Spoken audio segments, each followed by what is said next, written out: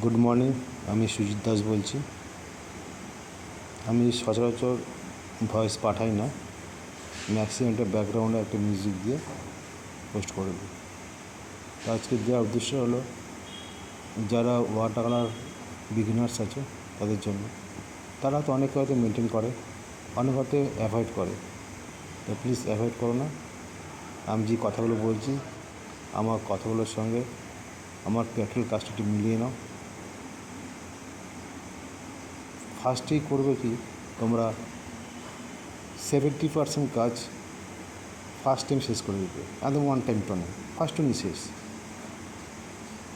দেখো কালারগুলো, তাতে কী হবে, ওয়াটার কালার যে ট্রান্সপারেন্ট বা স্বচ্ছতা ব্যাপারটা থাকবে।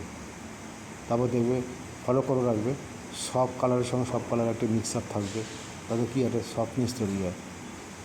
আর না শুকিয়ে গেলে কী একটা হার্ডনেস চলে আসে, ট্রান্সপারেন্ট ব্যাপারটা হারিয়ে যায়। তাই একটু স্পিডে রাখবে, টাইম দেবে না। ওয়াটার কালার জিনিসটা তো একটু টাফ, তোমাকে স্কোপ দেবে না। অ্যাক্রিলিক বা অয়েলে তোমাকে কাজ করার স্কোপ দেবে, ওয়াটার কালার স্কোপটা খুব কম দেয়। তাই একটু স্কিলফুল কাজ করতে হবে আর স্পিডে কাজ করতে হবে, ফুল কনফিডেন্সটা তোমাকে করতে হবে। চিন্তা করলে হবে না এখানে ওইটা ওইটা ওখানে ওইটা, তার তখন তোমার শুকিয়ে যাবে। এই একটা কালার দিলাম, দেখো ওদের ভেজা আছে, সঙ্গে সঙ্গে আমি একটা কালার দিয়ে দিলাম, তাতে কী হয়, সফটনেসটা তৈরি হয়। আর চেষ্টা করে 70% কাজ ফার্স্ট টাইমে শেষ করতে। তারপরে শুকানোর পরে তুমি ফোরগ্রাউন্ড ব্যাকগ্রাউন্ড যেগুলো ইউজ করো, স্টেপ বাই স্টেপ ধীরে ধীরে করো, কোনো প্রবলেম নেই। কিন্তু সবসময় চেষ্টা করবে ফার্স্ট টোনটা একদম ফার্স্ট টাইম শেষ করে দিতে।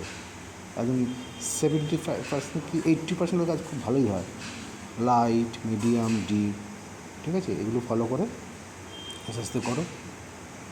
তারপর শুকানোর পরে তুমি টোন দাও, কোনো প্রবলেম নেই। এটা কিন্তু খুব মাথায় রাখার চেষ্টা করবে, একদম বি কেয়ারফুল। ঠিক আছে, ওকে ভাই, আমার পরে দেখা হবে।